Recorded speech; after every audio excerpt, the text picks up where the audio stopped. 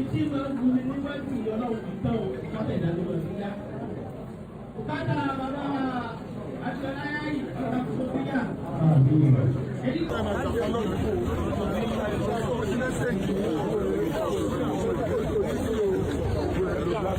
Ẹ̀jọ̀ kíláàsì yìí dà. Ẹ̀jọ̀ kíláàsì yìí.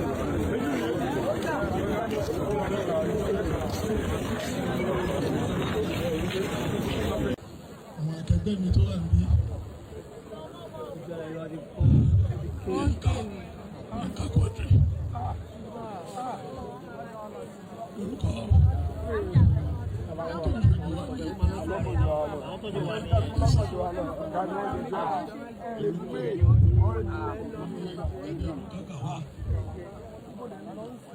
kábíyèsí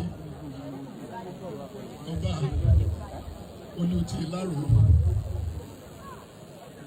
akí gbogbo àwọn àgbàlagbà nílùú ìlàrò akí gbogbo àwọn afẹ́fẹ́. Ìyá wa Tóyọ̀sí Adésọ̀yà ìṣẹ́jú méjì. Hello.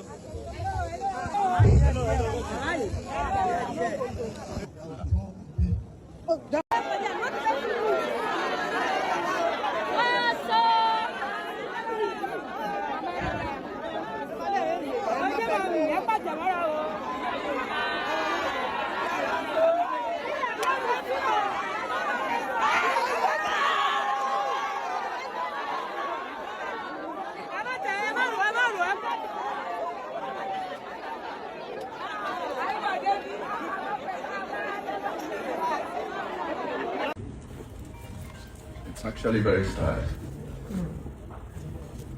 Extremely sad that this great film is coming out all this time.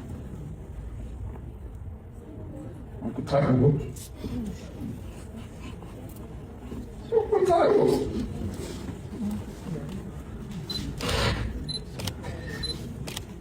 Who was a great man. Who was a really great man. He fought